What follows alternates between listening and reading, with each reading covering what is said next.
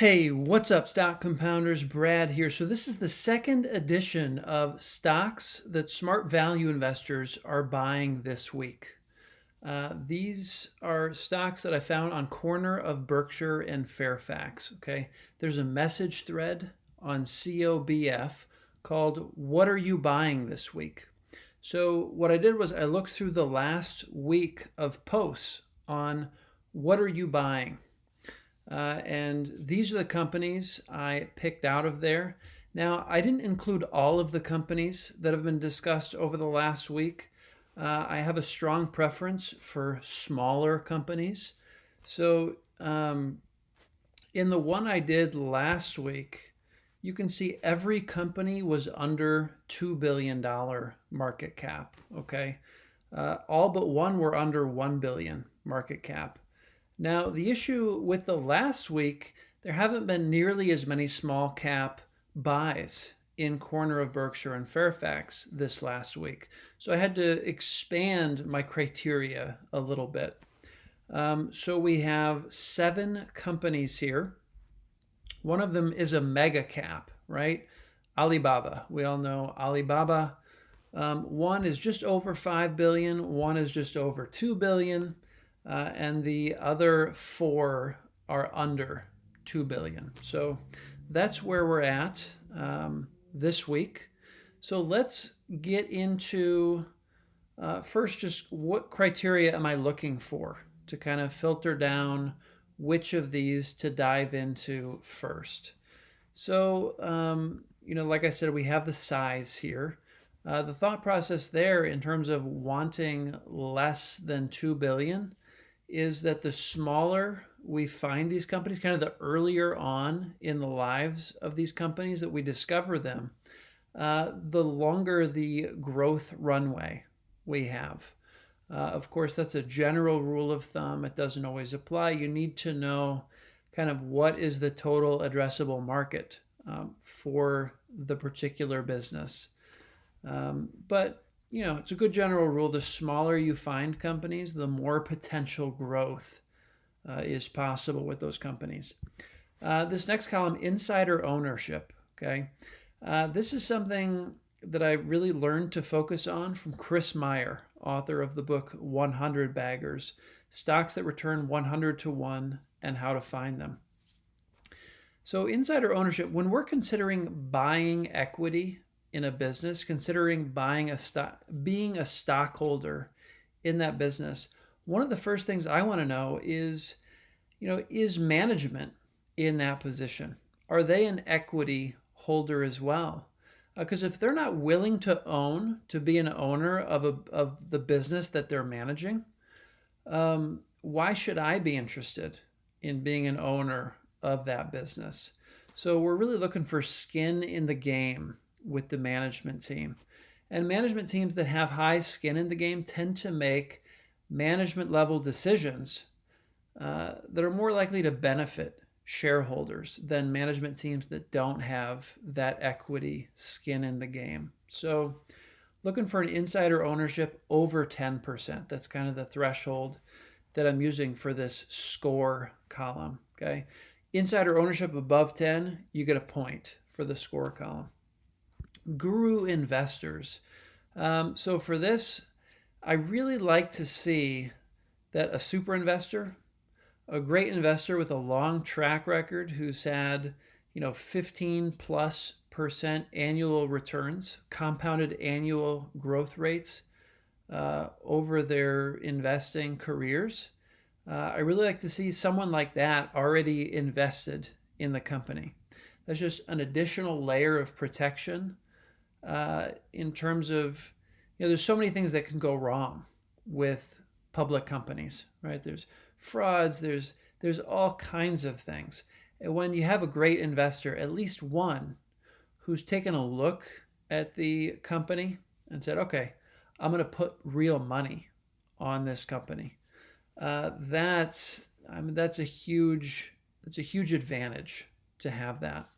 So I look in Dataroma, a website that kind of aggregates super investor activity, to see, are there any super investors that are tracked by Dataroma who own this company?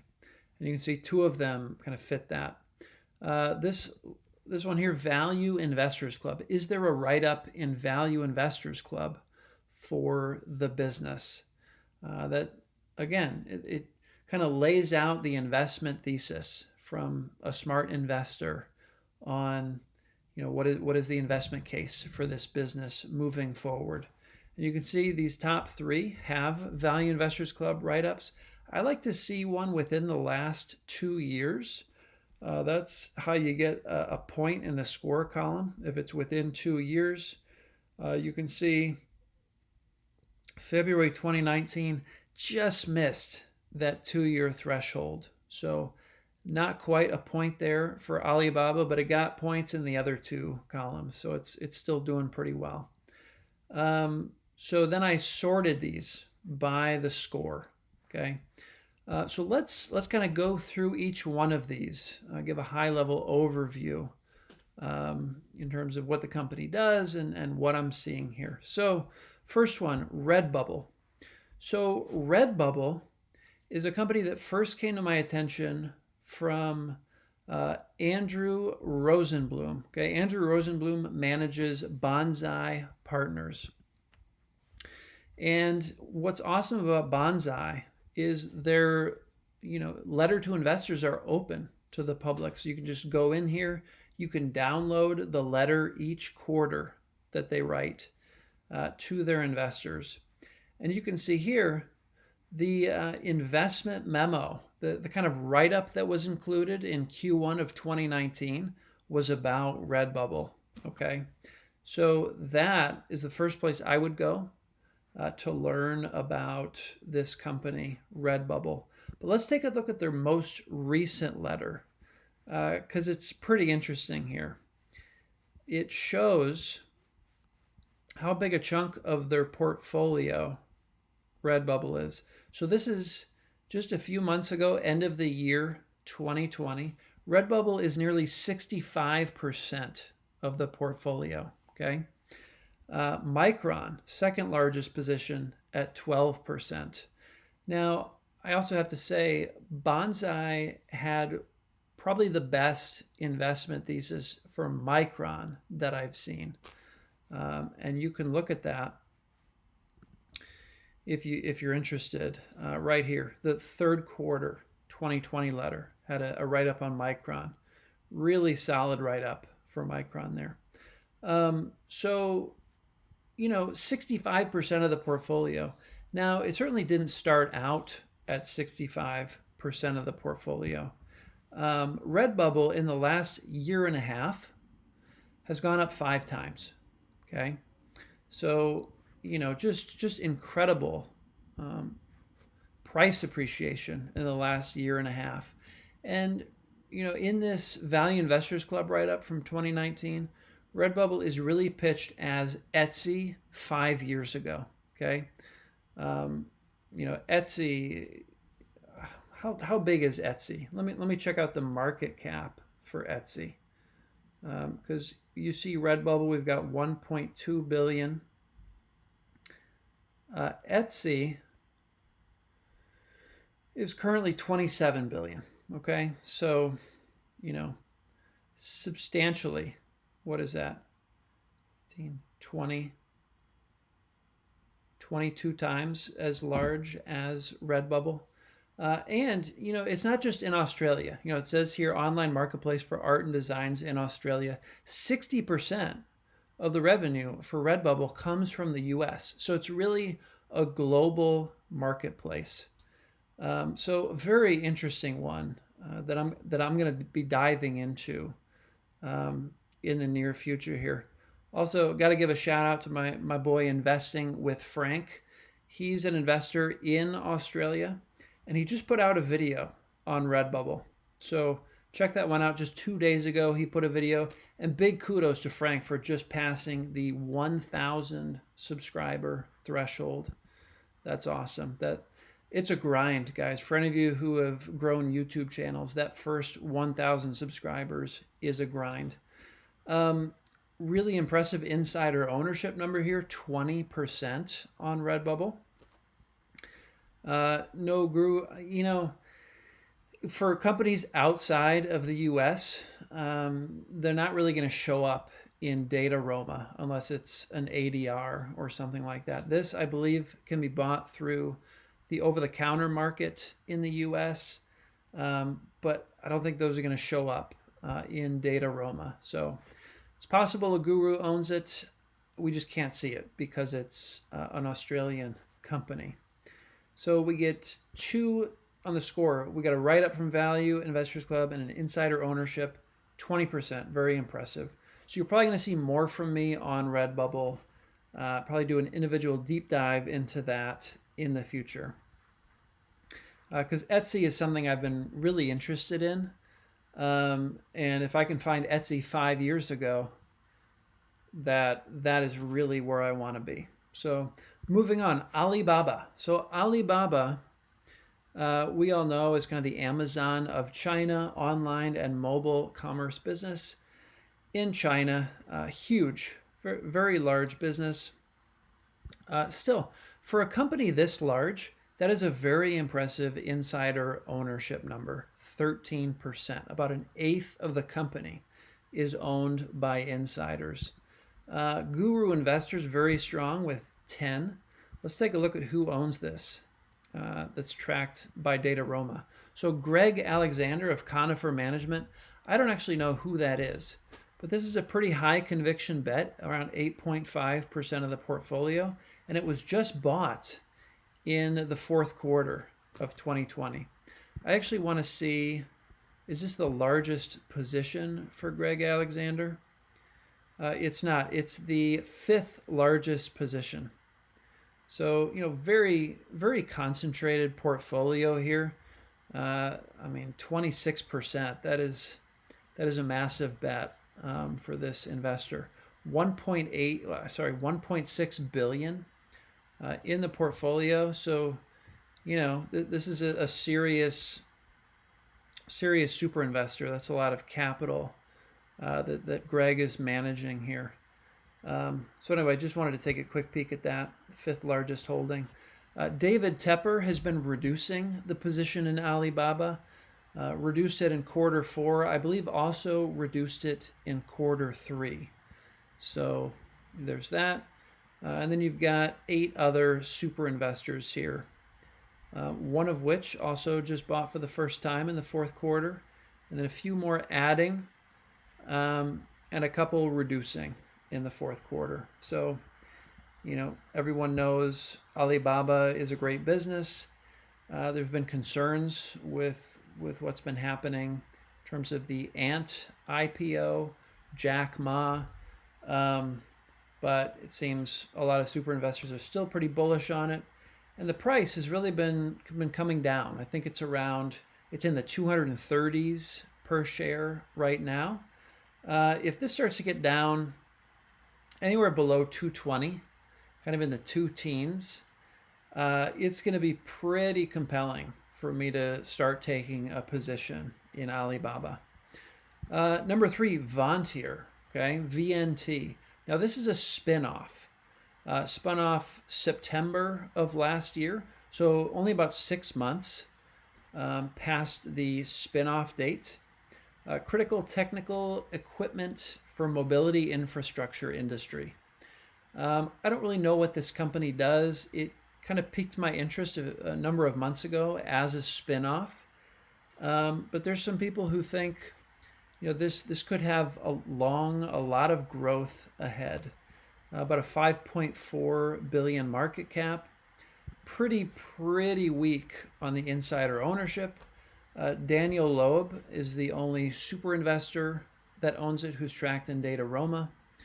And there's a very fresh write-up on Value Investors Club. So, sorry guys, let me just refresh the feed real quick here.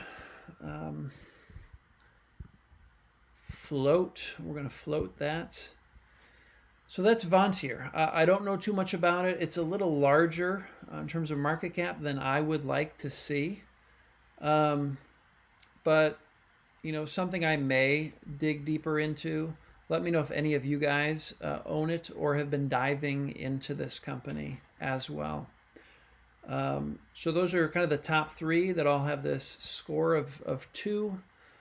Dream Finders Homes, okay? Home builder and home loan broker, okay? Mortgage broker. 2.3 billion market cap. This is a crazy high insider ownership number, okay, guys? Very impressive with that insider ownership. I believe it either recently IPO'd or it did some kind of restructuring, because I think the trade history is pretty short on this one. Let me just look this up real quick. DFH. So let's see. We're going back a year. Yeah, I mean, it looks like it started trading this year, January 21st. Okay, so less than 2 months. This thing has had the ticker DFH. Again, crazy high insider ownership. Perhaps some kind of play against a hyperinflation case in the U.S. You know, with real estate there. But, you know, obviously there's susceptibility as well with home builders to a potential market crash. So probably not going to look too much into that one. I don't have much knowledge of the home building industry. This next one, Preferred Apartment Communities, okay, APTS, great ticker for that. Ownership and operation of Class A multifamily properties in the southeast of the U.S. This one was kind of interesting. Pretty small company, around 500 million market cap. That's really the sweet spot I want to be. Nothing in terms of these 3 metrics that I'm looking for. But if you go into corner of Berkshire and Fairfax and kind of read what people are saying about this company, people are pretty bullish in there on this company. They're thinking the market doesn't quite understand. I think there was a recent earnings miss on this, and so the stock price went down. But there are a number of redeeming qualities right now for this company. So if you're interested in multifamily real estate, REITs that kind of specialize in Class A's, take a look at this one. Take a look at this one in corner of Berkshire and Fairfax and wherever else you get your information about investment ideas. Clover Corporation. So this is another one out of Australia. Refines and sells natural oils. This is the smallest one on the list in the last week from buy activity in corner of Berkshire and Fairfax. Pretty weak on the insider ownership. I can't really look up gurus for Australia. For any of you Australians, if you have a go-to kind of site to figure out what great investors in Australia are buying, let me know. I would love to kind of expand my shameless cloning strategies to Australia. So hit me up on that one.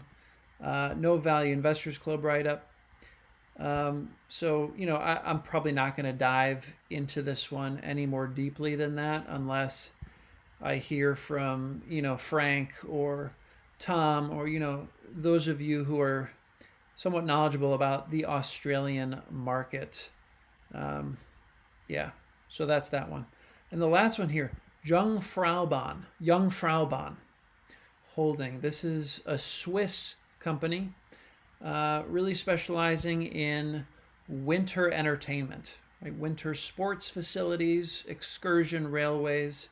And, this might be a play on the pandemic is almost over here. People are going to want to get out, go on vacation, go to Switzerland, have a good time. Maybe it's a play on that. I don't know. Just shy of $1 billion in market cap. Just 6% insider ownings, nothing to get excited about there. And, none of these other things here. So, Of these 7 companies, really these first 2, Redbubble and Alibaba, are on my radar, and then possibly APTS. Okay, those are the only things that are kind of getting me interested, curious to learn more from this list. But let me know if you guys have looked at any of these, or this video spurred you to go any deeper into any of these. I also want to mention in the last video I did about this, corner of Berkshire and Fairfax, what smart value investors are buying, someone recommended that I look at Value Line special situations. So every month, Value Line comes out with a report kind of going into some special situation stocks. And I don't remember who it was, but big shout out to that person, because I think I will do a monthly video on Value Line special situations, kind of a similar format to this, but it's probably going to be more names. And I can't help but think there's probably some interesting ideas coming out of that special situations report. I even noticed that Etsy is in there. It's actually a recommended buy in there right now from the March 2021 special situations newsletter. So I'm excited to get that going as well. But we're going to keep these going every week with corner of Berkshire and Fairfax. And with that, guys, I will leave you till the next video. Take care.